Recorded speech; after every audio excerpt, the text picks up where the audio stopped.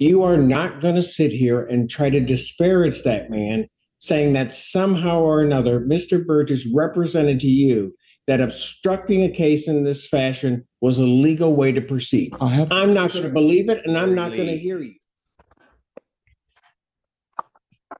Your Honor, Mary Tanha, Assistant Prosecuting Attorney, about the people.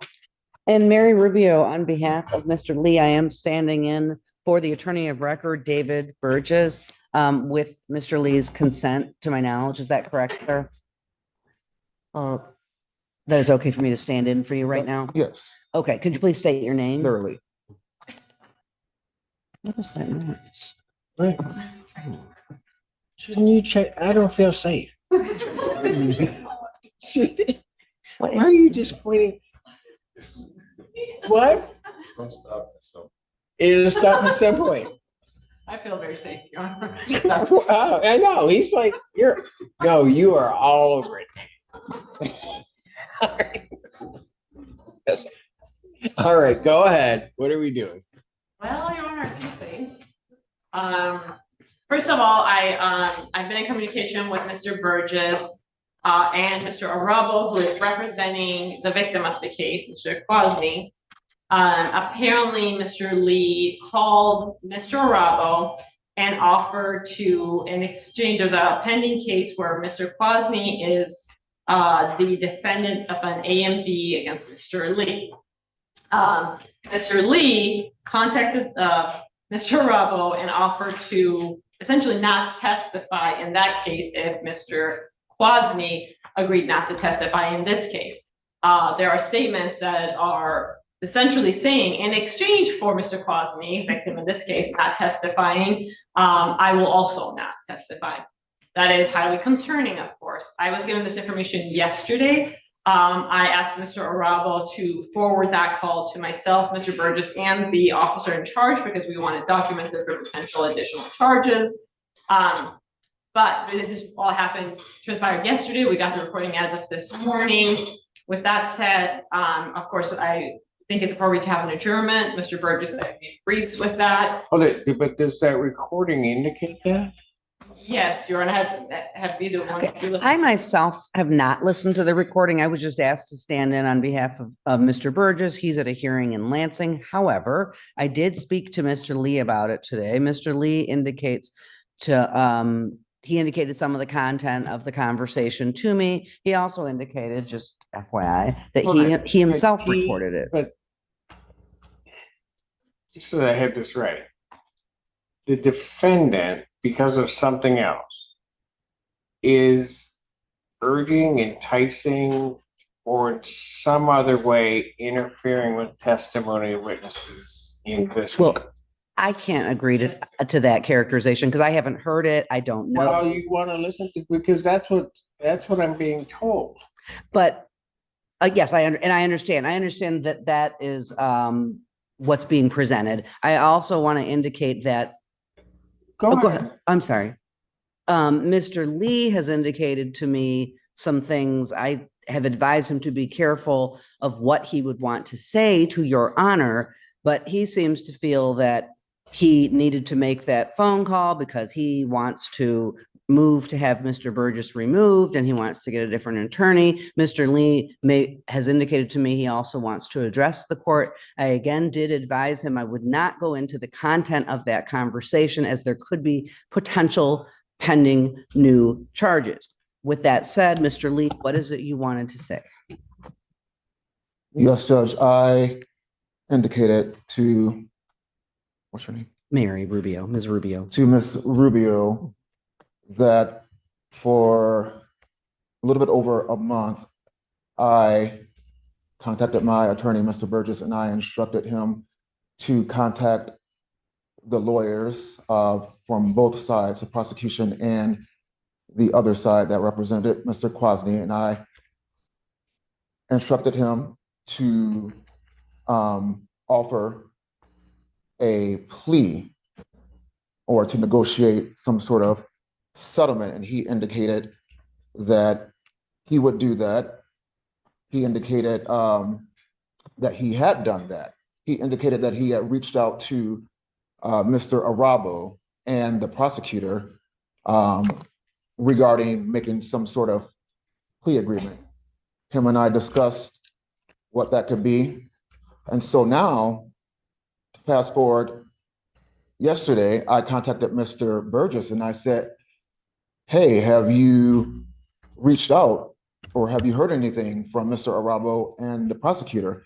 He said, and he indicated that he had not heard anything and that he had reached out to both attorneys multiple times. I knew that to be a lie. I suspected that to be a lie. And I knew that if I were to have him or to ask you to have him removed or substituted, that I would have to prove under Strickland versus Washington that he. I don't know. Are you a lawyer? I was, Mr. Lee, no, to my knowledge, no. so I knew that I had to prove that he was ineffective. I knew that I had to prove that our breakdown was egregious. So I recorded the call myself. And I called Mr. Arabo and I asked if Mr. Burgess reached out and discussed any sort of plea negotiations.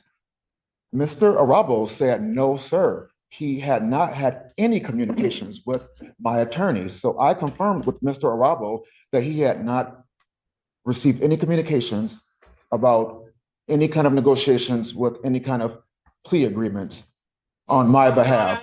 I'm so sorry to interrupt Mr. Lee before he makes more statements. And I did record the. That are false to this. I recorded the call. Criminalizing himself. I recorded the call. In his best interest, he might want to listen to this call before he makes any further statements. In the call that was sent to us, there is indication there's no discussion of a plea. Not what was sent to me. That was recorded by Mr. Arabo. There's very clear that there will be no testimony in his case if Mr. Consley agrees not to testify in this case. So I have the text messages. Further false statements are made to the court, which is not necessarily a problem for me, but I want to make sure that Mr. Lee's rights are preserved. I have the text He messages. might want to listen. You don't know what? That's the third time you've done it. You're gone. Mr. Allen, take him. You better get Mr. Burgess down here because I want to hear those calls because if he's interfered with it, that's going to be a whole other issue. I will try to reach him, but I know he is in Lansing, so I'm not certain. Well, even if he appears, right? Has Mr. Burgess heard the calls? I don't know, Your Honor. They were sent this morning. I asked Mr. Arabo to send them right away yesterday, and we received them this morning. Mr. Arabo can also be available via Zoom if necessary. All right. Okay. I'm just letting you know that what I'm hearing is extremely disturbing. I completely understand that. Your And Honor. so I'm gonna give an opportunity for the defense to give me some explanation, but I'm inclined at this point, I'm gonna hold him in custody. I'm inclined at this point to revoke his bond. I understand. Okay? Okay. All right. Thank you, Your Honor. Thank you. Okay. Court does call the case of the people versus Larry Lee. Good afternoon, Your Honor. Marie Tin, Assistant Prosecuting Attorney on behalf of the people. I forgot to wait a second. And Mary Rubio, again, on behalf of Mr. Lee, who is making his way to the podium.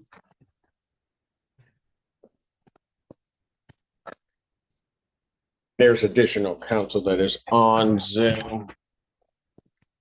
Oh, there you Good are. afternoon, Your Honor. May it please this honorable court, Joseph Arabo on behalf of Stephen Quasney. All right. And I'm presuming everybody except the court has heard the phone call. What I heard was the recording the prosecutor gave me, which appears to be a less than 2-minute portion of a phone call. I think she would agree it's not an entire phone call. That's correct, Your Honor. It's what Mr. Arabo sent me, as well as Mr. Burgess and law enforcement as of this morning. All right. And that portion of the phone call, as the court is to understand, is basically this defendant speaking with, is it directly with the victim in this case? No. No, Your Honor. Attorney. It's with Mr. Arabo, who's the attorney for the victim. All right. And basically offering to not provide testimony in another case if his client doesn't provide testimony in this criminal proceeding. That is how I would characterize it, Your Honor. If Mr. Arabo has additional information or different information, he's welcome to. Yes. Mr. Yeah, just to clarify the record, that's a portion of a phone call because I didn't anticipate to record the entire thing. I didn't know who was calling me. And then once I realized what this was, which is an attempt to extort, and use this other case that he filed against the victim in this matter to use as leverage to have this conversation at a future point in time.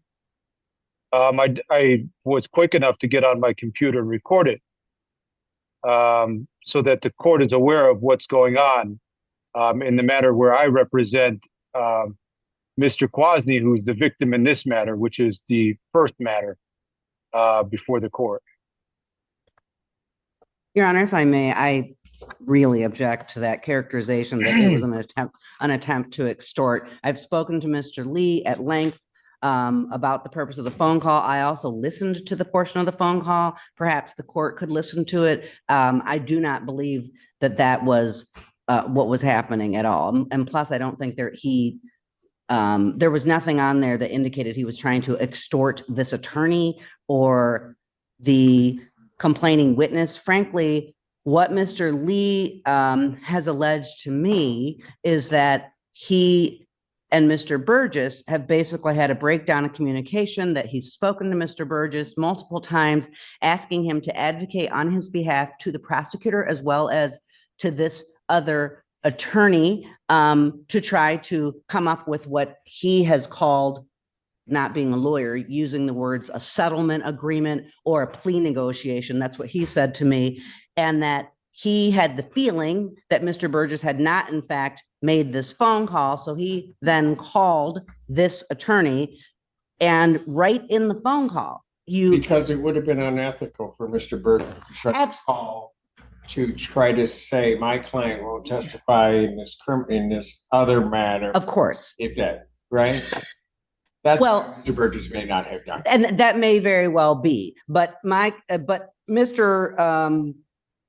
Lee indicates that, and I haven't seen these, he indicates that he has text messages back and forth with Mr. Burgess, and that Mr. Burgess, quote, lied to him about whether or not he made these phone calls. So he indicates the main reason that he wanted to call. That would be irrelevant. I know that, Judge, trust me, I know that, but I just wanted to make a record.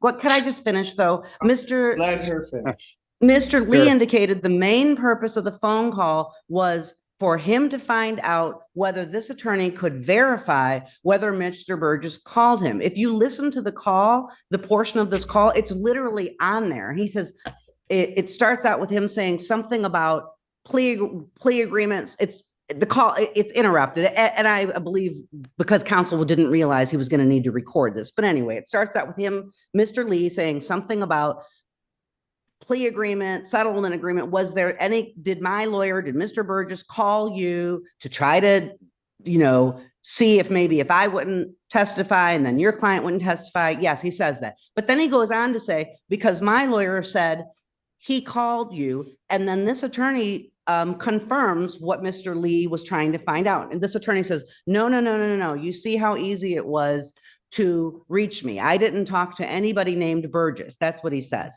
So I'm just indicating that Mr. Lee states that was the main purpose of his call, because he claims he wanted to come in here today and tell Your Honor that he did not want to have Mr. Burgess represent him anymore because he feels Mr. Burgess is lying to him. I'm just representing to you what Mr. Lee has told me. Your Honor, if I may. I'd like to say something. Thank you. Mr. Arabo, it's my turn. One moment. Your Honor. Because apparently that's how it works in this courtroom. Tana says it's her turn, so it's her turn. Go ahead, Ms. Tana. Mr. Arabo had some trouble with the. That's only because she's there and I'm not. Your Honor, I don't really, quite frankly, care what's going on with the client relationship with Mr. Burgess, or claims Mr. Arabo is making about extortion. That's not something that people are going to get involved in at this stage. What I'm concerned about is there is a clear difference between a plea negotiation and two witnesses not testifying. One of them being Mr. Lee, the other one being Mr. Quasi, not testifying in exchange for something. And I agree that the court should just listen to the call rather than us going around calling it different things. What's clear to me is that there is an offer to not testify in exchange for Mr. Quasi not testifying in this case before this court. That is what I'm hearing on that call. That is what's concerning the people in that's what may bring future charges. We're in the early stages. This needs to go to law enforcement. If it has gone to law enforcement now, and we can follow up. Mr. Rubble. Your Honor, as you know, I'm a defense attorney. I think Ms. Rubio is really grasping at straws here to try to help her client. But here's what it is. It's not a plea. We heard her say plea. A plea means a reduction to something other than what is being charged with, not a dismissal, which is clearly being indicated in this. Second, what's happened here is you could see clearly there has been a subsequent case filed. I don't know how this slipped between the cracks, because in over 10 years of practicing, I've never seen something like this, where a victim turns into a defendant. What? During a pending case. Never seen anything like this. So Mr. Lee has done this intentionally so that he can one day use it as leverage to contact me or have somebody else contact me or whoever is representing Mr. Kwasny so that he can use it as a negotiation tactic. And what he's engaged in is third-party communication to get through to Mr. Kwasny in violation of his bond. That's number one. He's got a no contact order. Second, this is witness tampering. You don't want to call it extortion. Let's find something else. It is witness tampering. He's trying to tamper with Mr. Kwasny using the leverage that he created. And I don't know how the prosecutor's office allowed this to happen. Somebody wasn't monitoring things properly, but this is what's happened. First ever time I've ever seen anything like this. And it needs to be handled. It needs to be handled. It's going to be handled. Okay. Can we listen to the call? Everybody Yes, listened to it already. Can somebody send it to Ms. Weidling, and I will then be more than happy to listen, or if there's an easier way for me to do it, I'll do it. Let's take the defendant back and Okay. or listen to the call. I can give my decision. You have to go back. To you. I'll handle that coming back out.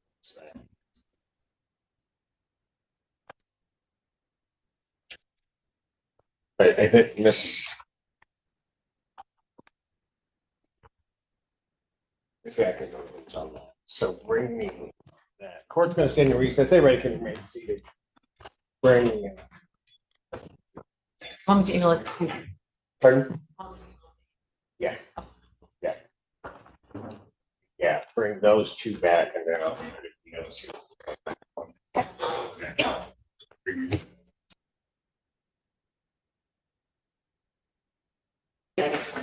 All rise. Fourteen A District Court for County of Washington, State of Michigan is now back in session. The Honorable Judge takes that. You may be seated. Already called.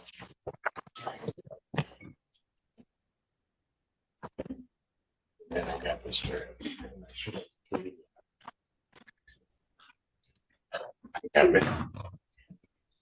Now I got Kennedy Brown.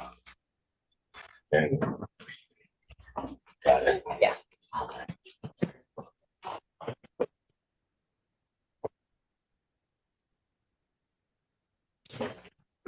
Court does recall the case of the People's State of Michigan versus Larry Lee. Good afternoon, Your Honor. Marie Tanhouse, Assistant Prosecuting Attorney about the people. And Mary Rubio on behalf of Mr. Lee, who is approaching.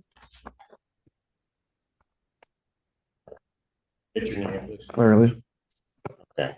The issue is in this case that, first of all, we're adjourning the hearing. I believe we are. That was what I thought we were doing in the beginning. Well, it's got to stay before me. So. I know Mr. Burgess is already going to be here on July 1st. I just wanted to put that out there. Yes, but I'm not on the, Oh, I'm on the bench, but I'm not doing these. okay. So. Set his preliminary examination July to defendant's request, so my next date is July 22nd,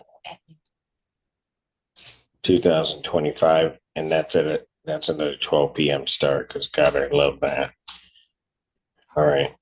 With reference to bond in this case, I've listened to the recording. I'm not going to say there's an over exaggeration or an under exaggeration. I mean, I think it's relatively clear when somebody very clearly points out an exchange or quid pro quo, quid pro quo regarding me not testifying and this other person not testifying, and that is the exchange. I don't know that you get a clearer indication of somebody that is attempting, and especially when they circumvent their attorney, of somebody trying to sort of tamper with and obstruct a case. It couldn't be clearer. I mean, and quite frankly, I don't think there's any design to necessarily frost it over or anything along those lines. I think the idea or what Mr. Lee is saying about what Mr. Burgess wouldn't do is quite frankly just a ruse to hide his own desire to have the exchange that he was speaking with counsel about. Given that, and the court having heard that, with reference to this case, the defendant's bond is hereby ordered revoked based upon the court's hearing of that bond violation. Your Honor, can I just raise two issues? Before all of this happened, Mr. Lee expressed to me and attempted to express to the court his, as I'm sure the court has gleaned, his displeasure with Mr. Burgess. So I do think there, given some of Mr. Lee's allegations against Mr. Burgess, it may be best if someone else is appointed to the case.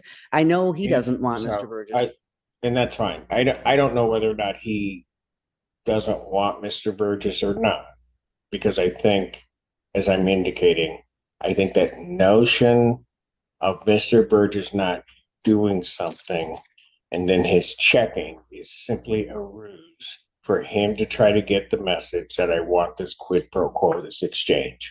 And I'm not accusing Mr. Burgess of anything. I'm just trying to represent what Mr. No, Lee has and told me. I understand that. And Mr. Lee is I think about when jumping you- out of his skin trying to talk, just so you know.